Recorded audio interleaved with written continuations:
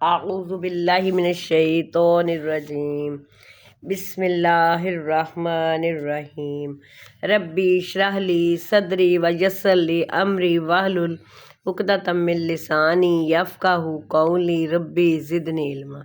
السلام علیکم، قرآن و سنت چینل میں خوش آمدید۔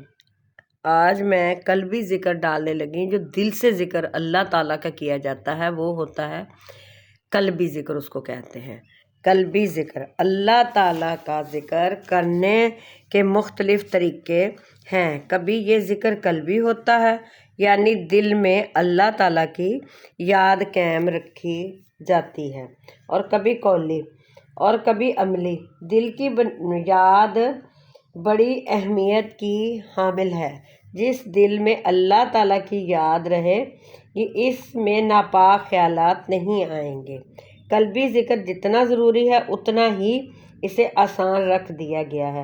اس کے لیے وضو کی بھی کوئی شرط نہیں، نہ یہ ضروری ہے کہ کسی خاص جگہ پر بیٹھ کر ہی ذکر کیا جائے، یعنی جہاں دل چاہے وہاں بیٹھ کر ذکر کر سکتے، پاک جگہ ہو، یا بس اٹھتے بیٹھتے چلتے پھرتے کام دھندا کرتے اللہ تعالیٰ کی یاد دل میں موجود رہے۔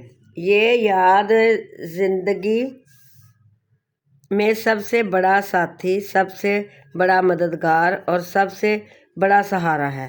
پریشانیوں کی انتہا کے وقت یہ یاد ہی دل کی دھاڑس بندھاتی اور عمل پر ابھارتی ہے۔ جو خوش قسمت اس یاد کو دل میں قائم رکھنے میں کامیاب ہو گئے، انہوں نے فلاح و کامیابی کی چابی حاصل کر لی۔ ایک ہوتا ہے قولی ذکر۔ قولی ذکر کا معنی یعنی زبان سے ذکر کرنا، اس کو قولی ذکر کہتے ہیں۔ قولی ذکر، ذکر کی دوسری قسم قولی ذکر ہے، یعنی زبان سے اللہ تعالیٰ کو یاد کرنا۔ قولی ذکر میں مختلف چیزیں آ جاتی ہیں، مثلاً نماز پڑھنا بھی قولی ذکر ہے۔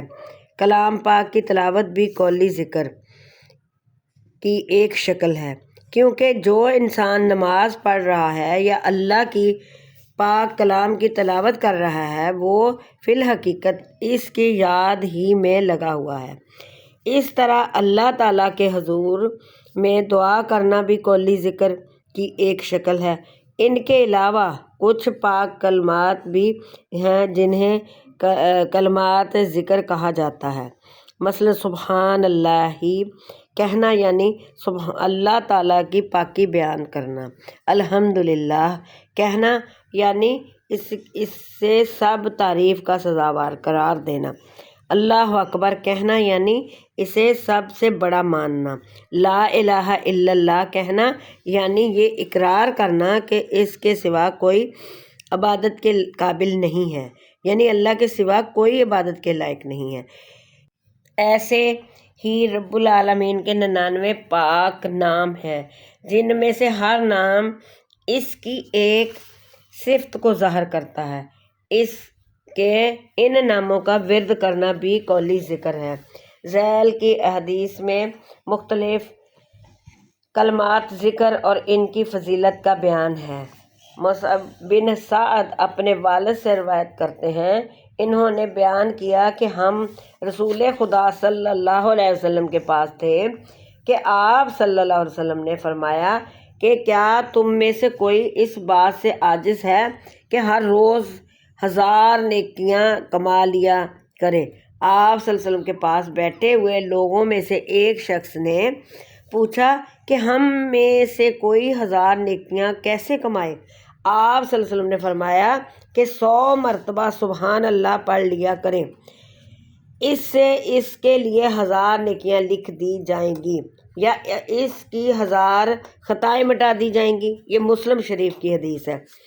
حضرت انس رضی اللہ تعالیٰ عنہ بیان کرتے ہیں کہ ایک شخص آیا اور نماز کی صف میں مل گیا اور اس کا سانس پھول رہا تھا، تو اس نے کہا الحمدللہ حمدن کثیرن مبارکن فی، سب تعریف اللہ کے لیے ہے، تعریف کثیر اور پاک جسے برکت دی گئی ہے، جب رسول خدا صلی اللہ علیہ وسلم اپنی نماز ختم کر چکے تو آپ صلی اللہ علیہ وسلم نے فرمایا کہ تم میں سے کسی نے یہ کلمات کہے ہیں، ان پر لوگ خاموش رہے۔ حضور نے پھر فرمایا کہ تم میں سے کسی نے یہ کلمات کہے، اس نے کوئی بری بات نہیں کہی۔ اس پر ایک شخص نے عرض کیا کہ میں آیا تو میرا سانس پھول رہا تھا، میں نے یہ کلمات کہے۔ حضور صلی اللہ علیہ وسلم نے فرمایا کہ میں نے 12 فرشتوں کو دیکھا کہ وہ ان کلمات کی طرف لپک رہے تھے کہ ان میں سے کوئی انہیں اوپر لے جائے۔ کون ہے جو اس کو اوپر لے جائے؟ مسلم کی یہ بھی حدیث ہے۔ حضرت عبداللہ بن عمر رضی اللہ تعالیٰ عنہ بیان کرتے ہیں کہ ہم رسول خدا صلی اللہ علیہ وسلم کے ساتھ نماز پڑھ رہے تھے کہ لوگوں میں سے ایک شخص نے یہ کلمات پڑھے، اللہ اکبر کبیرہ والحمد للہ کثیرہ و سبحان اللہ بکرۃ و اصیلا۔ اللہ سب سے بڑا ہے، میں اس بڑے کی بڑائی کرتا ہوں، اور اللہ کے لیے بہت زیادہ تعریف ہے، اور میں اللہ کی پاکی بیان کرتا ہوں، صبح کو بھی اور شام کو بھی۔ اس پر رسول خدا صلی اللہ علیہ وسلم نے فرمایا کہ ان کلمات کو کہنے والا کون ہے؟ لوگوں میں سے ایک شخص نے عرض کیا کہ میں ہوں یا رسول اللہ صلی اللہ علیہ وسلم۔ آپ نے فرمایا کہ مجھے ان کلمات پر تعجب ہوا کہ ان کے لیے آسان دروازے کھول دیے گئے، آسمان کے دروازے کھول دیے گئے۔ حضرت عبداللہ رضی اللہ تعالیٰ عنہ بن عمر بیان کرتے ہیں کہ جب میں نے رسول خدا صلی اللہ علیہ وسلم کو یہ فرماتے سنا، میں نے ان کلمات کو بھی نہیں چھوڑا۔ مسلم کی یہ حدیث ہے۔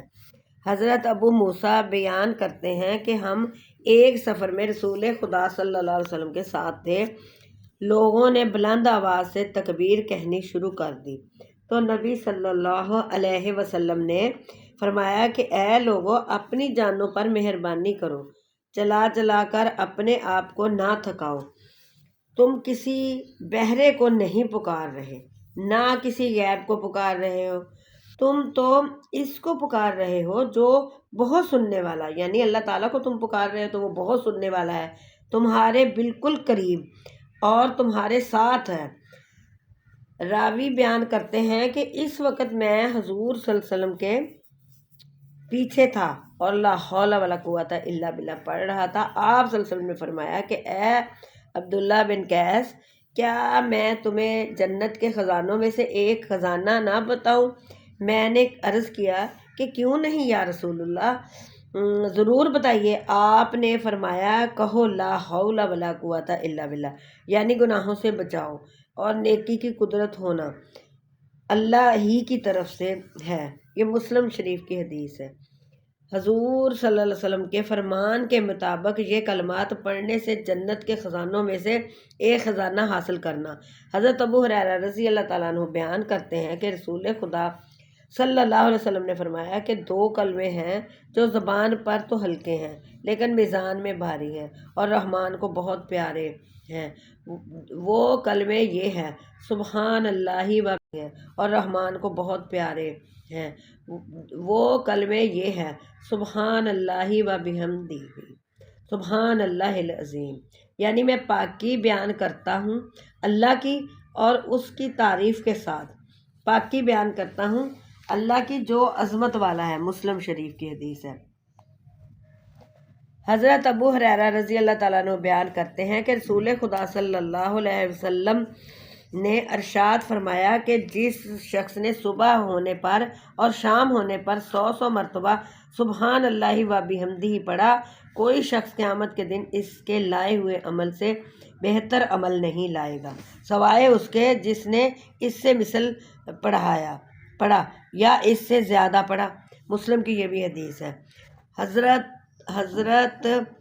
حضرت جابر رضی اللہ تعالیٰ عنہ بیان کرتے ہیں کہ رسول خدا صلی اللہ علیہ وسلم نے فرمایا کہ میں نے پڑھا سبحان اللہ العظیم و بحمدہ، یعنی میں پاک بیان کرتا ہوں عظمت والے رب کی اور اس کی تعریف کے ساتھ، اس کے لیے جنت میں ایک کھجور کا درخت لگا دیا جائے گا۔